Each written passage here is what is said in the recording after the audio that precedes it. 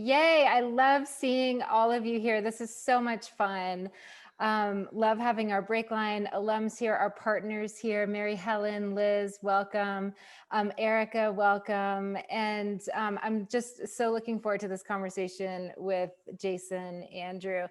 And I have to say at the outset of this conversation, I freaking love the team at BMC. I just do. I don't have favorites. I really don't. But they are just an awesome, awesome group of people. And one of the reasons why I love them so much is it's all substance, it's all action, it's all follow through. And that's so important when we're doing the work that we're doing at BreakLine. So we love partnering with them. I am proud to rep this t-shirt. And Jason, as we get started, I'd love for you to just introduce yourself to our community today. Give them more of a sense of who you are. Well, first of all, thank you, Bethany. Thank you, Casey. And hi, everybody. Hope you're all doing good. Apparently, this is the new way to say welcome in a call, or if you if you want to shake hands, you shake hands like that. So doing my virtual etiquette. And we should just get you guys a couple of hundred of these t-shirts, Bethany, and let's just do that and get everybody that I see there's 61 people on. And there's probably 5 of us got t-shirts on. So let's get 55 more t-shirts out there. Absolutely. Mary Helen's like, oh, here he goes again, giving away t-shirts. First of all, strange accent. My name's Jason Andrew. I'm the Chief Revenue Officer at BMC Software. And that's my job title. It's actually not who I am, obviously. That's just my job. My partner's name is Emma. I have 3 children. They're 28. That's Chloe. 26. That's Danielle. And my 18-year-old Harrison. So, when I think about things, I try to think about family first. And that's my family. You'll see, welcome to my house. There's photos of them behind you. I'm in Austin, Texas, but I'm originally from New Zealand. I'm a Kiwi. And so if any of you are thinking Australian, you can may as well hang up now. You can get off the line straight away. And I've been at BMC, I've been an employee here for 23 years. So I know some of you thinking, God, what did he start when he was like 12? It's a little bit older than that, but yeah, not much. And I've kind of grown up here, as have my children. So, they represent, like I said, the t-shirt, they represent with BMC. And yeah, we although at the company, we kind of think of ourselves like a family. Like you said, Bethany, it's, I use this phrase, own, lead, and inspire with my team. And I think it's a cool way to think about things, the way we do things at BMC. And it's a very, very much a family atmosphere. So we all kind of know each other's kids and, our situations. So I'm really happy to be here, Bethany, and looking forward to meeting and talking with the team. Well, we couldn't be more delighted to have you, Jason, and to have the BMC team as well. And I want to just kind of dive right in here. And you and I have talked about this a couple of times. BreakLine is, we're really thoughtful about the folks that we admit into the program. And we have a big, rigorous application process. And I think the most important question that we ask in that application is, talk to us about a forging experience. Because this is the question where we give people credit for their lived experiences and for transcending some of the hard stuff. Yeah. And so I want to go straight to one of those moments in your life, a forging experience in your life. You, as you mentioned, you're from New Zealand, and I want to take us back a couple decades. You were a young husband and father, and you just gotten laid off. And you got this offer from BMC that at the time felt like a lifeline. I'd love for you to talk to us about that moment in your life.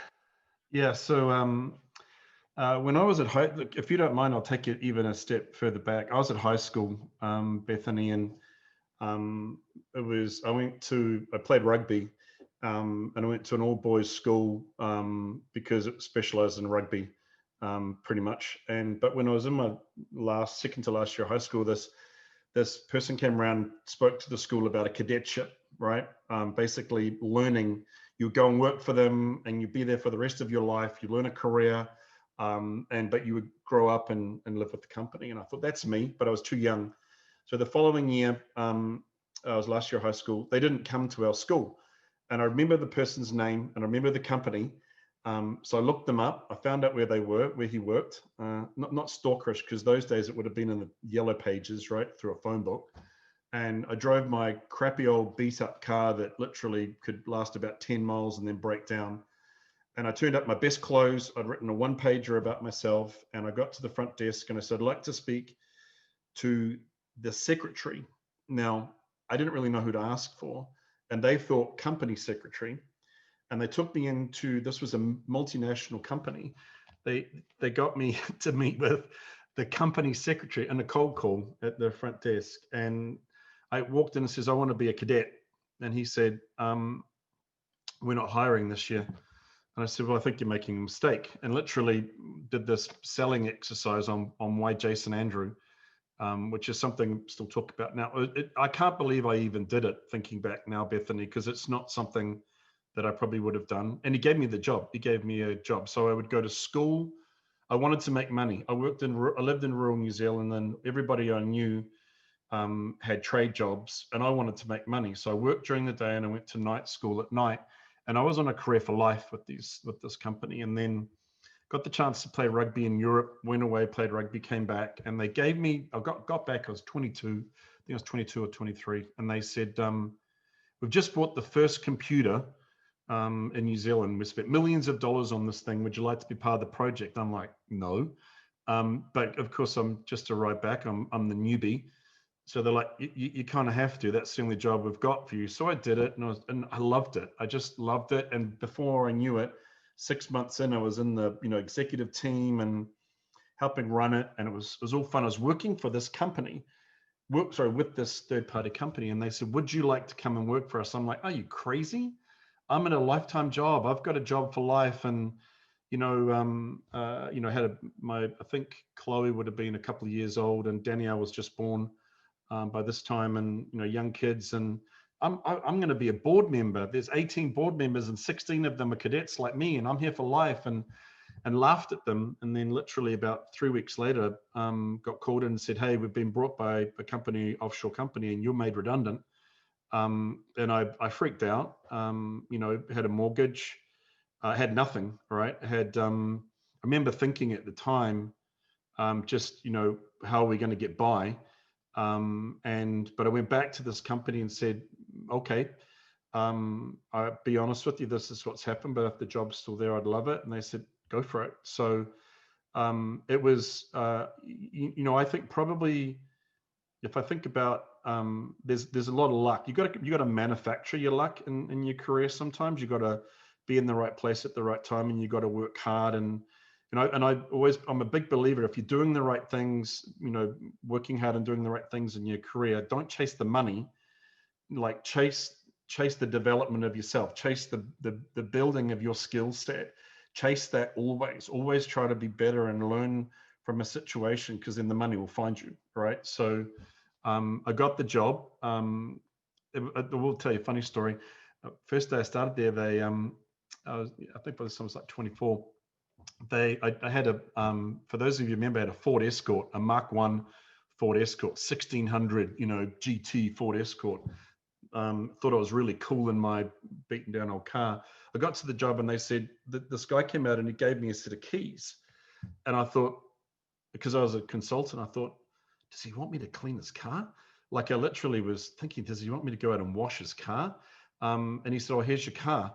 And I couldn't believe it. I left my car in the car park at the company I was working for 3 weeks before I went organized to go and pick it up. So there was luck, and that company got acquired or moved to BMC. And again, the move to BMC happened naturally from there.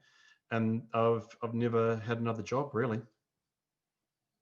And will you talk to us about, you moved, so you were absorbed basically into BMC, but you moved your whole family from New Zealand. You described growing up in rural New Zealand. Yeah. And then you kind of parachute into Houston, Texas. No. So first of all was Sydney, Australia. So that's right. Yeah. So they're like, "Hey, we want you to come and work at BMC." So I was working for this company in New Zealand. They were different, and BMC said, "We want you to come work for the mothership. And I said, oh, that sounds great. And again, coming back to the living, and even though I had this new job, I remember, I think I told you, Bethany, going to the bank, you paid every 2 weeks. I went to the bank on a Friday to get some money out of the bank, halfway through the pay cycle. And I didn't have enough money to take money out of the bank. So I was like, geez, how am I going to do groceries and all these different things just to look after the family? And I thought, I've got to take the next step. I've got to go out there and take the next step. So I went to BMC and said, I'm doing all the work for you where I am now, and you're flying me to Australia and places, and I'm doing all the work for you, but why don't I come and work for you, right? Not be outside. And they said, that sounds great, but you can't live in New Zealand. You got to live in Australia. So we packed the family up and we moved to Australia. So first move, and I completely got it wrong. Like if you live in America, and I don't know, a good example might be you're in rural USA and you move to New York, all right, and cost of living just a little bit different. I completely got it wrong, and it was, and just going from a rural part of New Zealand to Sydney's 8 million people, and just traffic jams, and just I'd travel, but with the family just couldn't. It was massive, and young family, and little kids, and new schools, and no grandparents, and it was tough. It was really, really tough. And then the thing probably as well is, it was easy for me because I buried myself in my job. All right. So I worked like crazy, and I thought this is amazing. But then you take the lens and look at what's happening to the family. And that's a theme, I think, through probably a lot of time. I got to really take a breath sometimes and just remember that if you really want to live by family comes first, by that motto that although this is important, sometimes you got to make sure you don't park your priorities in the wrong place. But yeah, it was tough. We've done more than one move. We then moved from Sydney to Houston, Texas. That was, getting green cards. I flew. I was in Houston. Bethany's probably smiling already. BMC said, you need a green card. And I said, yeah, I need a green card. That sounds easy. They said, you got a choice. You can go to Canada for 4 days, London for 8 days, or you can go to El Paso and get it in 1 day, which meant I flew to El Paso and went across the border into Juarez. And some of you maybe know what Juarez is like. And I did not know what Juarez was like. I had a backpack. It was 10 o'clock at night. I got dropped off at a hotel outside the embassy. There were guards everywhere, like military on all the areas around the embassy. There was gunshots going off in the car park. My room was hired in 3-hour slots, which tells you what sort of place I was in. I put the drawers in my room, I just pushed them up against the door, and I lay on my bed with my backpack, like literally strapped to my chest, just freaking out. Didn't sleep. 5 o'clock in the morning, looked out the window, and there was a line of people like outside the embassy down past the wall. And I just went and joined the line. I was in a lockup for, I think, about 16 hours in a cell, like everybody else, because I didn't realize what it meant to get a green card. But yeah, that was, so moving locations being an immigrant has been an interesting experience, to say the least. There's so much about that story. Like, I just think about your bravery in those moments, like calling back for that job, right? And then moving your family to Sydney, and then moving again to Houston, and then, this green card experience. I just give you so much credit for just taking the shot.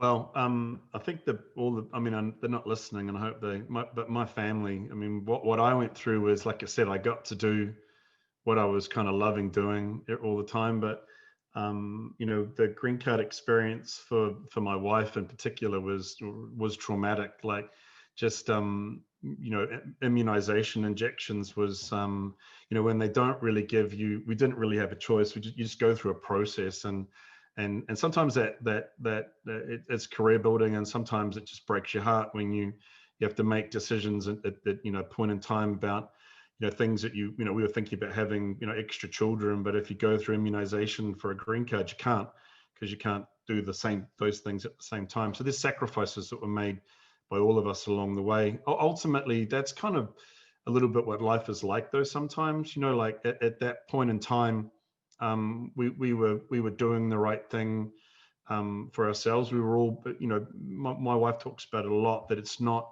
although I'm doing the job, it's all of us, the family. We're all in this journey together, this work thing together. So, because they've made just as many, if not more, sacrifices as me. In fact, probably definitely more, for us to be where we are right now and to have had the opportunity. And I think that, again, that's part of life. And sometimes you have good days and bad days in everything you do. And trust me, like it's worked out great for us now. But there have been times where you just, when we were living in Houston the first time around, and September 11 happened, that was, we had nothing. We didn't even know who to talk to, and there wasn't cell phones and those sort of things, and so we ended up packing up and going home, and then came back in 2008. So there was been lots of times that things happen, and they happen to all of us, and just you take a different turn and you do a different thing, but we came back to what we wanted to do, and I think we're in a good place now, obviously. So. One of the things that you said at the start of the conversation is you manufacture your own luck. Yeah. Which I love that, because it's not something that happens to you. You create the circumstances in which you can arrive at opportunity. But you had a chance encounter. I think it was in a hallway, shortly after maybe you got to Houston, with somebody who really accelerated and changed the arc of your career.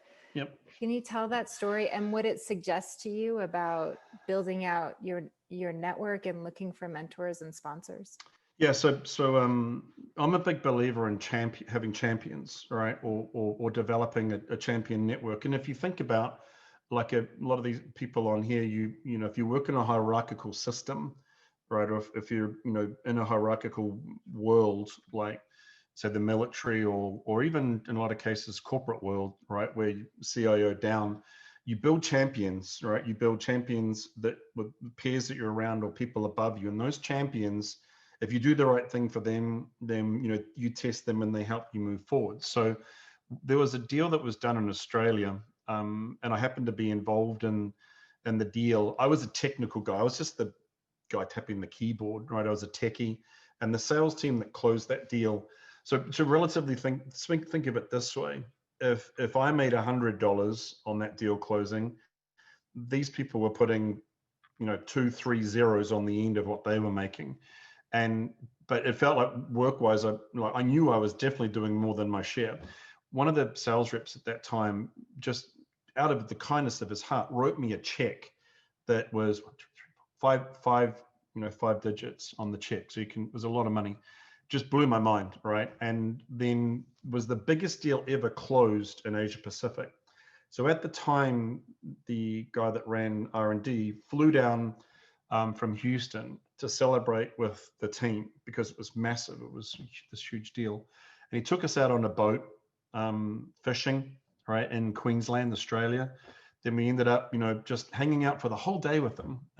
And turns out that guy was Bob Beecham. And Bob Beecham went on to be, from that role, he went, and I became a champion. Bob became my champion. He went to become CEO and chairman of the company. So that luck situation for me, manufactured through hard work. It took a year and a half to get that deal done, to have that instance, that meeting with Bob, that then I met him about 6 months later, and he was now in a different position. And there was a new opportunity that had arisen in Houston, and he'd remembered what I'd been doing in Australia. And he said, would you like to come up and work here? And literally it happened that fast. Now, the next 2 or 3 moves in my career happened because I had this champion base with Bob and others. Had to prove myself when I got the job. But that instance, I'll teach anybody at work now. They'll come to me and say, how do you get promoted in your organization? What do I have to do to get promoted? What do I have to do to get the next job? How do I get promoted? And I'll say, look, if you're doing what I call it performance collateral, if you're doing the basic things, just the ticks in the box to say you're doing the job, that's the same as what you expect everybody else to do. All right. If the next thing you're doing is you've got in your ecosystem, your champions or your peers or people around you, say, Tyler, well, there's two Tylers, Tyler, Lyle, Nicholas, Sergio, Kelvin, Rob, Owen. I'm not going to go all through 63 of you, etc. That these people love you. They think you're great. They think you're better than what you do. They endorse you. They want, they want to make sure that you're successful. That's your peer group saying tick, vote. Then the third thing is, are you doing something that's a little bit different to what the rest do? Do you have an initiative? Do you have a project? Have you thought of something? Have you brought something dynamic to the table that differentiates you from everyone else? Those three things by themselves separate you, and asking for that promotion and doing that next step. Your champions are what is going to get you there.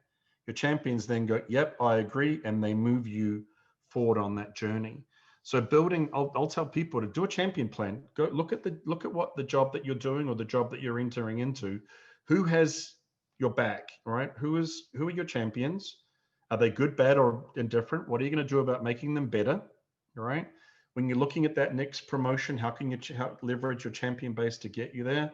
Are you doing your performance collateral? Does the ecosystem love you? And have you done something that differentiates or sets you apart from the rest? You're up for promotion. That's the way everybody wants to be promoted. There's not many people that say, got it, thanks very much, happy to stay here forever, this is what I want. People that got that motivation, that ambition, they want promotion. These are basic things that help you aim and get there.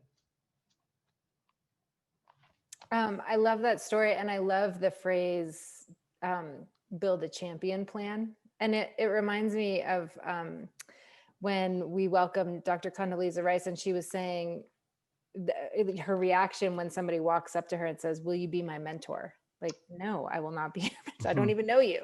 Yeah. But what you did was spend a year and a half, working your butt off and delivering and performance collateral.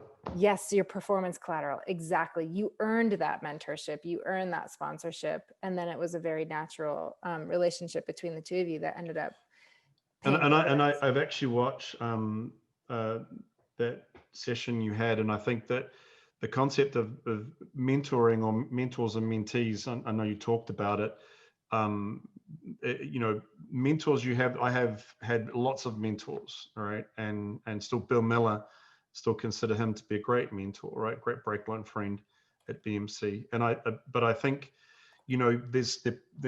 they help you build and create and character or define who you are, so you go to the next step. Your champions are maybe more relevant. So champions will move and change always too. So a champion map, the way I think about it, it's really quite simple. It's dynamic.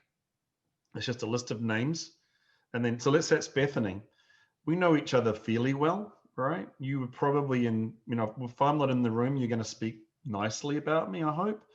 Say good things. What are you laughing at, Casey? Why is Casey laughing at that? You're going to say nice things about me. Pat's laughing. Erica's laughing. That's good. I got a few. But if she's going to go to Casey, oh my God, we've got to have Jason. That's a champion, right? So what I ask people to do is go, 0 means they can't spell your name, right? 5 means when you're not in the room, they will fully endorse you, and numbers in between, right? So then you write, these are 5 people that I think should be my champions. 0 can't spell my name. What am I going to do about it? Right? 5 will die for me. How do I make sure that person always stays a 5? And that's really simple, right? It's not complicated to do. If you're going for a job, if you're applying for a role and you need to interview with 5 different people, what you need to come through the interview process or get to the end of it thinking, you don't ask them directly, but what you're wanting to look for is, will they endorse you? Will they put you through to the next step? When they're doing the review of the people that have applied for the role, will they say, Kelvin's got the job, Zane's got the job? How will they know to do that, right? So how are you going to separate yourself? What are you going to pick out to say, I'm going to leave these things behind for this person to get on the journey to be my champion? It's not rocket science. It's just, you've got to go back to the basics to put it together. Well, I think what's also interesting is you're very intentional about it. And a lot of breakliners are so modest and so humble and really reluctant to ask for help. And I think being very thoughtful about the fact that none of us succeeds alone. We Yeah. succeed in combination Yep. with other people. But the way that you're describing it, some of the folks here might have heard me say this before. One of my mentors is a man named Irv Grossbeck, and he often will say the best time to make a friend is when you don't need one. And I sort of had this own hearing his feedback, I had this own sort of rule for myself. I'm going to do 10 favors before I ask for one. I'm going to deliver before asking for one. So I love this whole concept of earning it. You earn. Yeah, I like the fact you used the word intentional. I think that's what separates, because you can accidentally create and have champions, but if you're intentional about it, that will differentiate what you do compared to others, right? Without making it political, because your point about giving something back in the process, it's like mentor-mentee relationships. It's like any of these things. You've got to feed it, right? So, but if you're really deliberate and intentional about it, it will move the needle for you. It'll make a difference. Yeah. And sometimes I think we get into this mindset, I don't have anything to give. In fact, you do. You have your time, you have your appreciation, you have your thoughtfulness. There's so much there that adds value to other people's lives. Yeah, and we spent the first few minutes talking about how I got off the ground to get this wonderful career that I have now. It's really funny talking about. I would never ever think to share that with folks, but then when you start saying it out loud, there's things that happen along the way that were, it was manufactured luck for sure, but through hard work. But there were decision points and there were options that were taken, doors that open or don't open, that actually give people ideas, right? And let them think about things that maybe are happening with them right now as well that can maybe change options that they might have. So I'm all for learning from each other. We run two training sessions internally. One's called Meaningful Leadership, right? And Meaningful Leadership that's been born out of the team in Europe for us is leaders, really good leaders. So managers just manage numbers. No offense. They get a budget, they get a plan. Leaders lead people. Like leaders define and create goals and visions that they bring people on the journey with them. And you read a lot of these cliches and one-page meme. I think it's memes. GIFs. My son will be going, "Oh, Dad, did you really use that joke?" But they use some of this stuff. Leaders will show you where you want to be and help you get there. And I think champions do that for you, right? Mentors do that for you. We should be doing it for each other. I think the best employees at BMC want everybody in the team to be successful. Lone wolves don't survive very long, in my view, in companies that really want a culture of embracing each other. You can be a lone wolf for so long, but you won't survive forever in that role.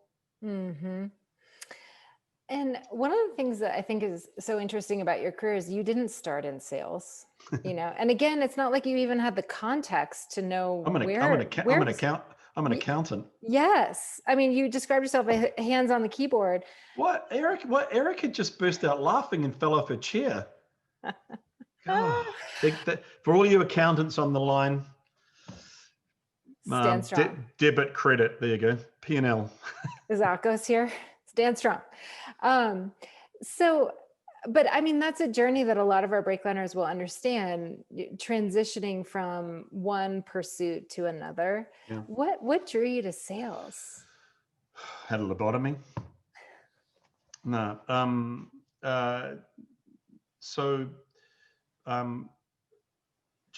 Having different options. So I've been here 23 years. I've only really been purposefully a quota-carrying salesperson for half of that time. The other half, I supported salespeople. All right. So I had the opportunity or the good luck to learn and watch from, I believe, some of the best in the industry. Right. Some people now. I did this interview recently called Legends of Sales, and they wanted to interview me, and I turned it down twice because I thought I'm not worthy to be, because I see some of the other people's names on there. I'm like, this just doesn't seem right that I'm up there with those people in this process, because they to me, it's like if you follow sports, right? I don't know what sport you follow, but let's say you follow football, the one that you guys wear, you wear pads and hats when you play, unlike the one that we use where we don't use pads and hats. If you're a football fan, imagine if you were out of college and you were recruited into the Patriots last year. Everyone loves the Patriots, right? And you got to be in the locker room with Tom Brady, right? You would be looking at Tom Brady going, I don't think I should be in this locker room, right? And of course, for those of you that don't hate, like the Patriots should be one.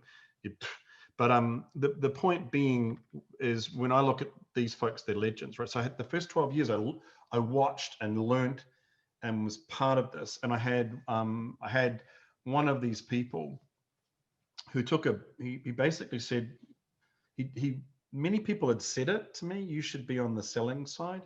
And I'm like, no, I like the technical side. It's safe. Quotas are scary. It's risky. I'm putting myself out there. And like, I'm talking, I was nearly 40 ish.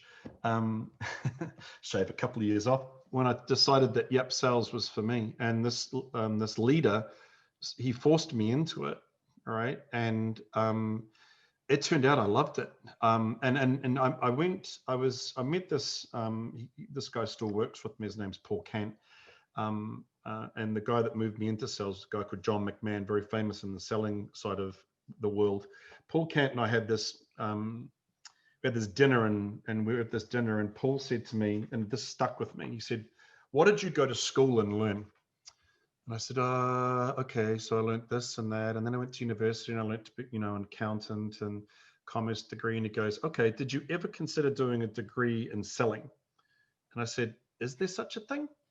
And he said, no, there isn't. There's very few schools, if any. In fact, there's probably a handful on the planet that you can go to school and get a degree, like a 4 or 5 year degree in selling. It doesn't exist. How you learn to be a salesperson is in the field, working with your manager, right? And this probably relates. We will say, with live ammunition in front of customers, all right? That's how you learn. That's how you really learn to be. And you get punched in the face, and you get back up again, and you go at it again. But he said, if you think about it, it's probably one of the biggest careers on the planet. So if you really want to be, and he was, and I'm 40 years old, and he's pointing his finger at me. If you really want to embrace this, if you really want to believe in this, you have to think of it like it's a profession, right? And you have to want to learn it and live it. And that's, I think, I want to be a scholar of what I do. I want to be always learning, and we say always coachable, right? Always learning and coaching and being coachable. And there's so many things you can learn. And you think about when I started selling, whatever generation I am, whatever generation most of you are, social media was not a mechanism for selling, all right? Nowhere near it. And now it's probably one of the most basic ways to sell, right? Or to at least have customer relationships. So, things are changing, constantly changing, dynamic. COVID, okay, we can't go and meet customers anymore.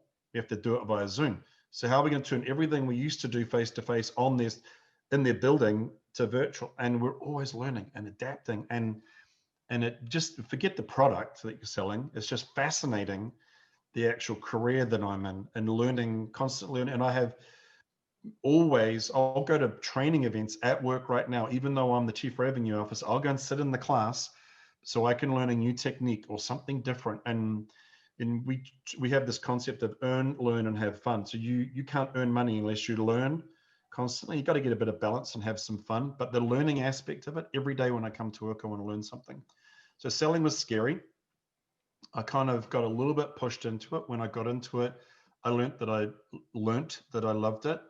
I embraced it. And I think any of you, once you learn the profession, it's a trade. It's like being a plumber, an electrician, a builder, and you get put on a different site to go and do something. Once you learn how to sell properly from the right people, the right way, and I believe that's at BMC, then I promise you, with that trade that we teach you, you can go and sell anywhere and you will be successful. I promise you that, because I know from all the thousands of years of people in BMC that have been selling and all the learning that we put into coach our people to be good at it, I can promise you, you will get a trade, a profession that's transferable to any industry in the world. I just promise you that. Believe it. Jason, so you've been up since 2:30 in the morning. Yeah, my dog had a little bit, one of my dogs had a little bit of a belly problem. And then, so he was waking up every couple of hours. And then I woke up at 4 and the Europeans were already awake. So I haven't been back to sleep yet. What's the time? 6:30, average day, normal day, 20-minute break. I'm all good. Had a kebab. So, but I mean, what I think is so interesting is you're still, full of energy and you're peppy and zippy and, it's easy to relate to you. It's easy to engage. You're the chief revenue officer of a massive company, but you kind of present like a regular guy. And I think sometimes with sales that folks feel like you have to be a certain type of personality in order to thrive in that, in order to do really well. And I've seen tons of folks go into sales and just kill it, just by being authentic. That's, I think, the big thing. You do. Okay. So can you say more about that? Because I think people count themselves out before they really understand what an amazing career path this So is. I'm going to go back one step further, Bethany, and the number one. So I think this. I don't know the right way to say this without sounding. I want to be politically correct, but empathy is a really big part of being good and to be good at selling. You got to be empathetic. You got to understand the pain or the problem that your customer is having. Women are really good at that. They have a natural ability to be more authentic than men, right? So, and I find why I'm saying that is, I remember about 8 years ago being at a BMC event. It was a kickoff event, and the top 10 people and the women got up on stage. The top 10 performers out of 2,500 people got up on stage. Proportionately, as you can imagine, as a percentage, women were definitely the minority in the room. All right. Up on stage, 7 of the 10 people were women, the top 10 performers in the company. And when I look back over the last 8 or 9 years, that's actually pretty consistent. So you got to have empathy. You got to be empathetic, right? You've got to listen, right? A lot of salespeople just want to talk. They just want to get their word out. We call it show up and throw up, right? They just want to get it out. But this is 10 times more powerful, and being empathetic to the problem or having empathy is massive. The second part is being authentic. I think it truly is a characteristic that's super important, because I'll give you an example. Bethany, you're the CEO, right? How many people try to sell you something every day, right? I'm sure your inbox gets filled up with all sorts of junk mail, right? Stuff that they're trying to force down your throat. But if someone comes to you, again, differentiated, being authentic, understanding and actually positioning what BreakLine does, not what they do, all right? So, hey, I understand what you do, right? And I've learned what you do, and I have empathy for what you do, and I'm going to be authentic. I'm going to tell you, I'm going to go out on a limb. I might be wrong, but I think I can help, right? You might, if you don't want to talk to me, that's great. But keep my name just in case you do one day, because here's what I can do for you. If I get on calls, it's like, whether when you're getting on the call, it's going to be conflict. You just know it. You're going to lock heads. Not every call's a great call like this one, with fantastic content and lovely, beautiful people. Often you have conflict. So if you're not authentic and genuinely talking to people about, the right things that they want to hear on that, you'll fail. So, and I use a phrase, you can't fake it forever, even if you aren't being authentic. And I think it's a good one for life, not just for a career, right? Personal life as well. You cannot fake it forever. You can fake it for a while, but you won't fake it forever. And then therefore, if genuinely you're not being yourself, how can you think you're going to do it constantly in your job? Because you won't. Mm-hmm. Kenny and I were both laughing when you said you get punched in the face every day, when you're a salesperson, because we've had those days, we've had those moments. And Lyle is asking about that. What's Oh, I so didn't hard watch the about chat. it? I should be watching the chat. I love chat. Ooh. We've been talking about your 90-pound dogs too. We Oh, can yeah, get to have that you? later. But why is this? Dan Streetman, who you know and Yeah, who really joined us well. last week, Mm-hmm. he also talked about this, and he said, with sales, like there's so many jobs where you can actually kind of skate by, and you don't know, and nobody else knows how you're really performing or what impact you're really having. With sales, it's very clear. Yeah. So I don't know a lot about that football game, but there's a position in football called cornerback. Some of you might know what a cornerback is. I relate sales to being a cornerback, right? So when a play happens and the Tom Brady guy throws the little rugby ball, the tiny weeny one, and he throws it to that receivery person, the cornerback's job is to stop that reception. Sometimes they'll get beaten and sometimes they'll win. If they get beaten, they have to wash that out of their mind because the ball's probably going to come their way the very next play. All right.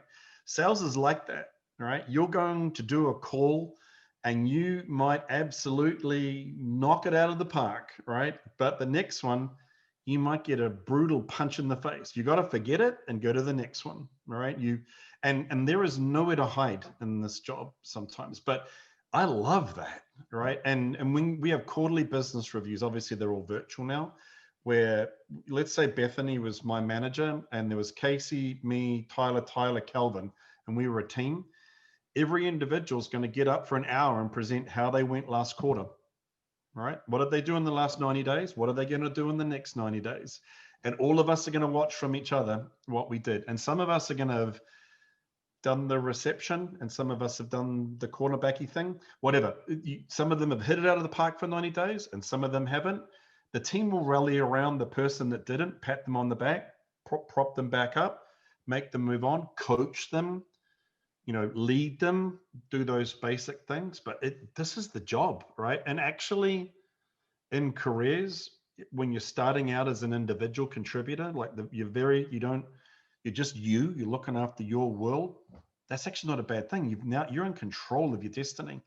If you want to work 10 hours or you want to work 3 hours, it's going to show up in the result. And you are going to get what you pay. If you want to learn and embrace and do the job properly, you will get the rewards, right? And if you are coachable, you will get the rewards. It's one of those careers that's just like that. And then if you do it long enough and you get good performance collateral and you have a good ecosystem relationship and you differentiate or transform what you're doing around what you're doing, you get promoted. Actually, the first time you get promoted, that's kind of scary. I reckon the hardest job in selling is being a first line manager, because you've been used to looking after your own persona in your own world, and now you've got 6 personalities you have to look after. And it's not easy, right? If any of you have been in leadership in the military or whatever else you were doing, it's not easy, right? You feel great, 5 other people feel great, one person's having a shitty day and they're only too happy to let the other 5 know, right? Or one person gets on the call when you're all talking about your performance and they've done so well that they just want to show off. And so you're managing this dynamic, and first line management, I think, is 10 times harder than first time in sales. So just an opinion or a view. If you can make it through those 2 barriers, you become a CRO of a wonderful company like BMC. You heard it here, folks. So, Jason, one of the things that we were talking about in preparation for this conversation, I actually shared it with everyone on the line today. Something I love about you is your emotional availability. It's such a wonderful thing about Don't you make me cry. If you make I me... just admire this. Casey's laughing because we were in a pre-interview and Bethany made me cry. I'm 6'4" and 230 pounds, and I cried. She was mean. And you have 4 scary looking 90-pound dogs. Exactly. But the reason why I was thinking about it is because I don't know. I sometimes think that we can be told not to use our superpowers, right? And like, I'm going to give you two examples. A good friend of mine was told in an interview process that she smiled too much. Like that was the constructive feedback. And we recently had a BreakLiner. You don't send people to that company anymore, do you? This is not a partner company. Is that BMC? And then we recently had a BreakLiner who had this feedback. You're so sweet, and we all love you. You know, we wonder if you've got the killer instinct. Like, can you actually drive it across the finish line? And I just am wondering about that friction between. Did they break into like modern rap song? I broke into the room and punched somebody in the face. So give me an arm wrestle. Yeah, that friction between a thing that can make us really special, you know, and that can be a really wonderful gift that we give to the world, and then we're kind of told, don't leverage that so much, or don't rely on that, or don't use that. I don't know. It's just this like juxtaposition of something that's special about you, but you have also gotten feedback. Maybe dial that back a little bit. And I want to counterbalance that because I love it about you. Erica's laughing again. Yeah, I have. I mean, I don't even know who from BMC is on here, but I like a good joke, as you can probably tell. Nicholas nodding. Yes, I do. But sometimes it's not appropriate. I have to learn that. I trust me. It's not easy for me because like every time anyone says anything, I seem to just see the funny part of what they're saying, and I want to crack a joke about it. But you know, if they're too looking at the BMC as they're all laughing, which I think I'm going to take that as a good sign. But you know, be 2,000 people on a phone call. I think there's 1,800 people, 2,000 people that work for me right now, and someone will be in a serious, you know, conversation about something, and I'll just want to crack a joke. And I do have to watch it, Bethany. But it's funny you said superpowers, right? We all have them. All of us have one or many superpowers. You just do. It's just you maybe don't know what it is, right? And that's, I think, maybe a sad thing about life. Sometimes you might go through the whole life and not actually work it out. But we all do, and we all you know, I don't know what each of your individual ones. I've kind of worked out with mine that I can build teams, right? And I can communicate to them, and I can connect with them whether I'm doing it virtual or face to face, right? So you talk about, I've never told my team this. I think hopefully they know it, but I like doing it, right? I think a lot of times I've been given jobs in BMC that were, excuse the phrase, but they were giant shit sandwiches, right? And that's a technical term in Australia. But literally they were, and I'd be given these roles and I'd walk in, and I remember being in one of them and walking into a room, and there's a room of people, and it was like they all wanted to stab me in the heart, right? And I knew humor was not going to work, but I knew I had to take them on a journey, right? And being authentic helped straight out of the gate. You know, hey, look, all of you, look at each other. We all hate each other right now. We're all hating what we're doing, and we're just on a layoff, and you know, everyone's nasty and angry, and you didn't get a bonus check or whatever the right thing was. And it's like, okay, so how do we remedy this? How do we fix it? What are we going to do about it? We can all sit here and stab each other with our eyes, or we can do something about it, right? We can really do something about it. And the first time I really saw it happen for me, Bethany, we were in the wonderful city of Reno. Yep. We'd sent the team for a vacation to Reno, and I was standing in front of the. Hopefully, no one's from Reno. I was from Reno. I was standing in front of the team, and I was newly appointed to look after this team, and I basically stood in front of them for 2 hours and just let them ask me anything. All right, just ask me any question you like. Moral boundaries. All right, I'm not going to go outside those, but ask me anything you want. All right. So there's the humor that can't help himself. Ask me anything you want, and I'll answer it. And I think, you know, I realized in front of that room, I realized there was this moment, this out of body moment that I had at about the 2 hour mark, or hour mark in the 2 hours, going, goodness me, this is going really well, right? I kind of got this. And then I started looking back, and I remember being 17 years old and being made the captain of a rugby team that I played in. And I wasn't the best player. I knew I wasn't the best player. And when the coach named me the captain, I was like, why is he picking me as the captain?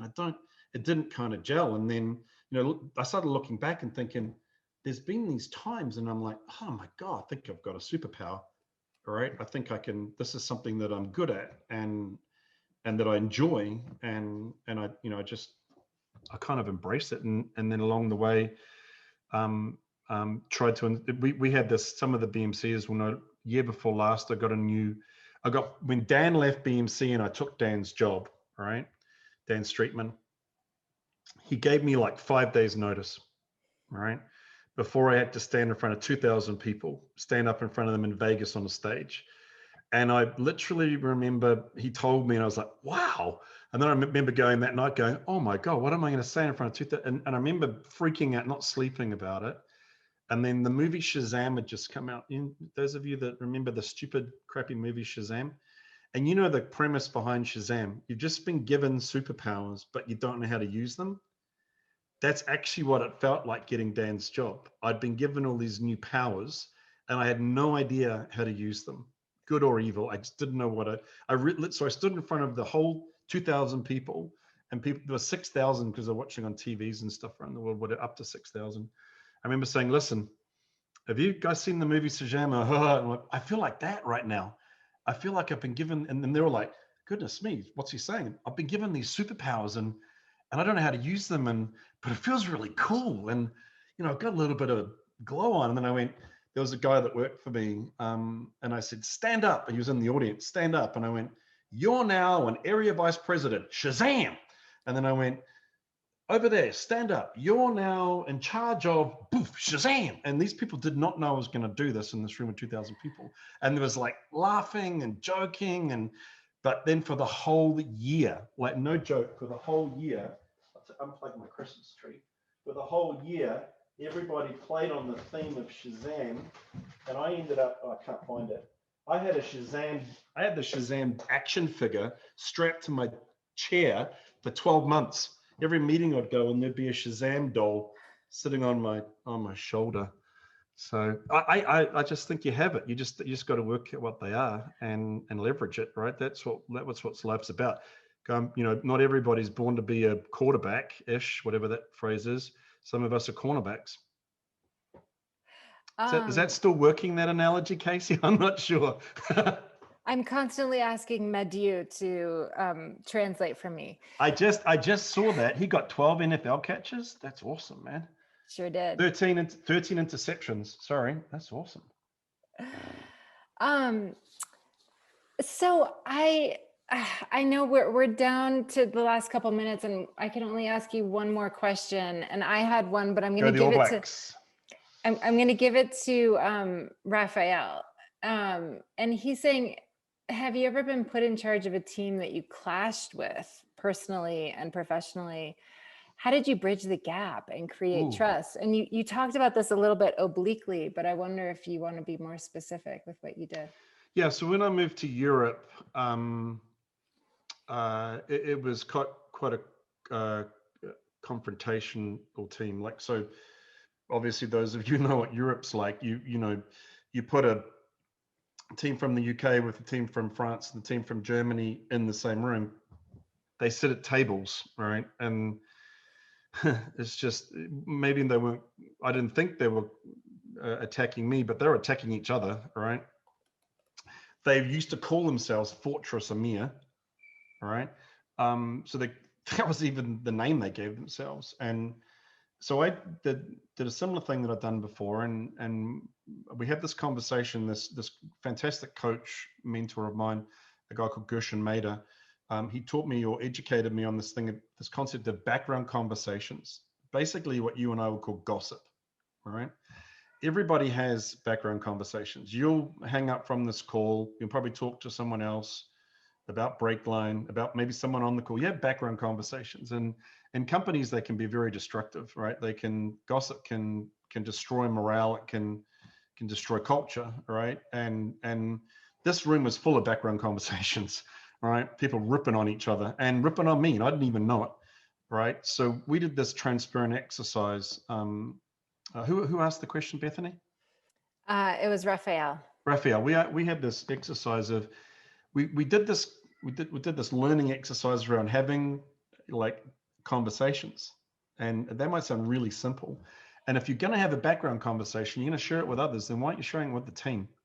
All right. And if you really want to create a culture of transparency and a culture of collaboration, which are two words that companies use all the time, all right, then how can you do it if you're going to talk about each other and talk about folks behind the team?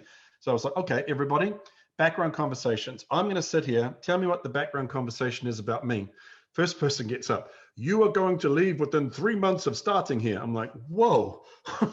And then the next person gets up. You are from America. Why do you even know what we do? You have no idea what we, and I'm like, oh, good grief. So, about 7.5 hours later of them like, no, it was literally, okay, this is going to be a lot harder than I thought.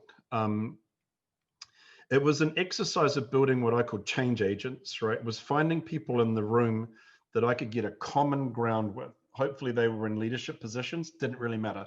Even if they were an important influencer in a team, just an individual contributor, I found a team of change agents, people that really wanted to get the group to a different place. In a room of 100 people, it was like 8 people. And we got on common ground. We made each other what we called strategic commitments or strategic promises, right? And they were promises. And a promise, promise doesn't get broken, doesn't matter where you're from, should never break a promise. So if you make a promise to anybody for anything, this way in sales, we call it commit. It's not quite as strong as a promise. If you make a promise to someone, you're going to fulfill it. So we made each other strategic promises that we were going to be transparent, that we were going to collaborate, that we were going to create a strategy that would work for the team. And we did these, it was like 5 or 6 things. And then we went out as change agents and the group got bigger. 6 became 15, became 30, became 70. And suddenly, if you weren't in the boat, in the team that was driving where we were going, then you were out of the boat, right? That's just how it happened. It took about 8 months. It's probably now, I hope they're not listening in North America, but EMEA is definitely seen as one of the best teams in BMC. So they're still a great organization over there. It's awesome. Thank you, Jason. What a treat to spend the last hour with you, with the BMC Hate team. Building, stabbing you in with your eyes. Yeah. Okay. You know what? I wish I could see, don't hang up. I just like to chill through the chat. All Blacks. I saw that one.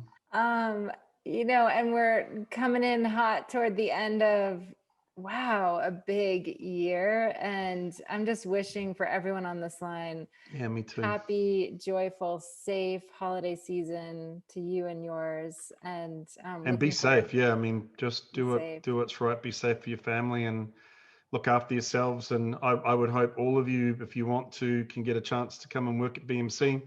We're a pretty cool family over here and you'll love it. I agree with that.